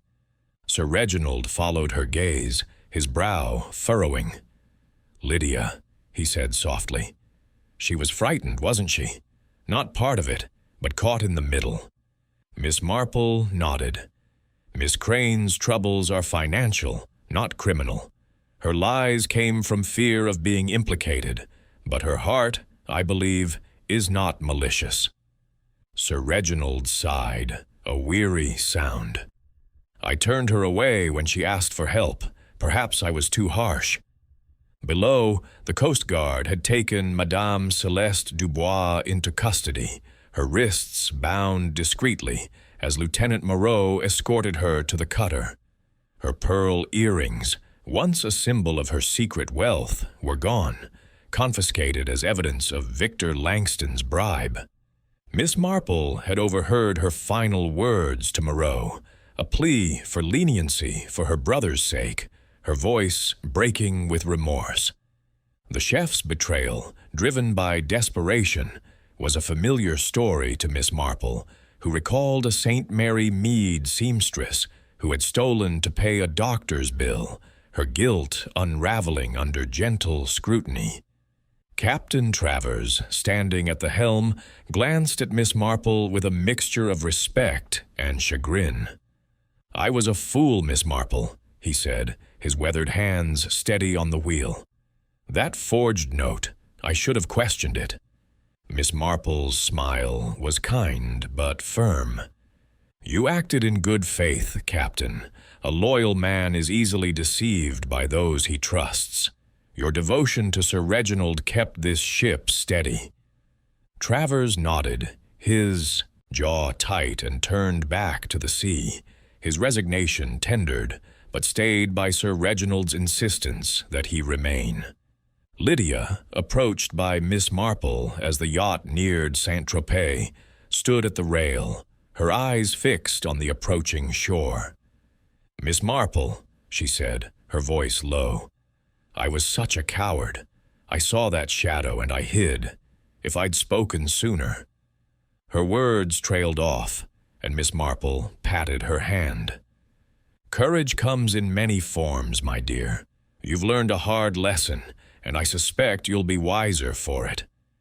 Lydia's lips trembled, but she nodded, a spark of resolve in her eyes.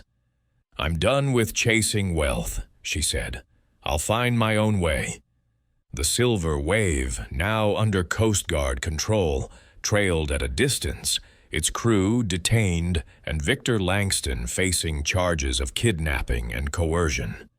The logbook recovered from his yacht, detailing his plan to force Sir Reginald to relinquish the sea breeze, was a damning testament to his greed. Langston's empire, built on ruthless ambition, was crumbling, his reputation in tatters.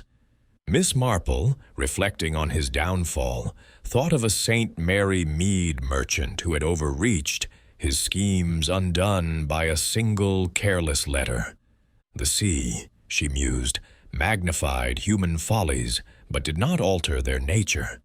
As Saint-Tropez harbor came into view, its quays lined with colorful buildings and bustling crowds, the Sea Breeze's crew prepared to dock.